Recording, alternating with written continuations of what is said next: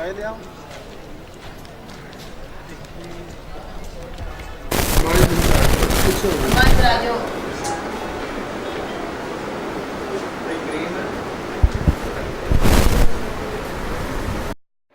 सी ਉਹਦੀ ਵਾਲਦਾ ਗਈ ਸੀ ਕੰਮ ਕਰਨ ਕਿਸੇ ਦਾ ਮਗਰ ਇਹਨੇ ਆ ਜ਼ਬਰ ਜਨਾਹ ਕਰ ਦਿੱਤਾ ਬੱਚੀ ਨਾਲ।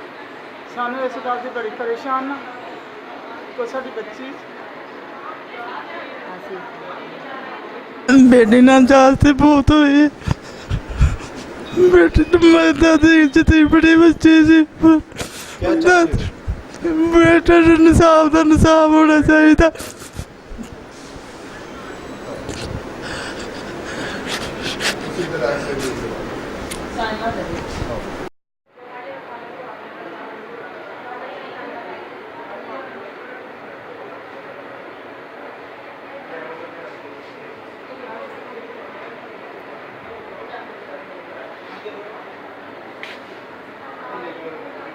ਬੱਚੀ ਦਾ ਵਾਲਦ ਹੈ ਜੀ, ਮੇਰੀ ਬੱਚੀ ਨਾਲ ਜ਼ਿਆਦਤੀ ਹੋਈ ਹੈ ਤੇ ਮੈਂ ਵਜ਼ੀਰ ਆਲਾ ਵਜ਼ੀਰ ਆਜ਼ਮ ਨੂੰ ਚਾਹੁੰਦਾ ਜੀ ਮੇਰੇ ਇਨਸਾਫ ਮਿਲੇ।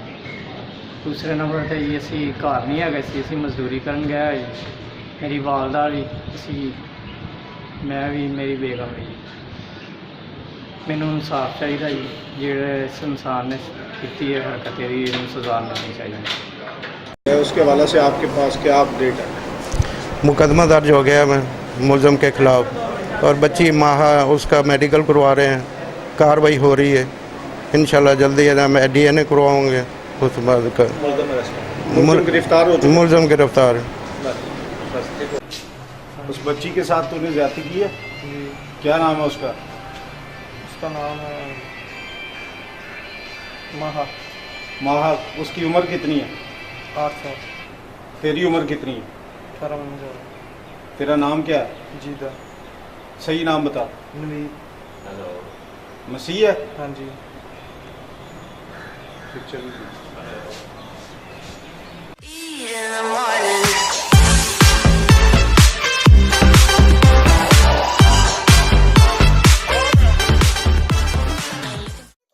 सब्सक्राइब कीजिए मुगल न्यूज़ बुरे वाला चैनल को और बेल आइकन दबाइए सबसे पहले लेटेस्ट वीडियोस देखने के लिए।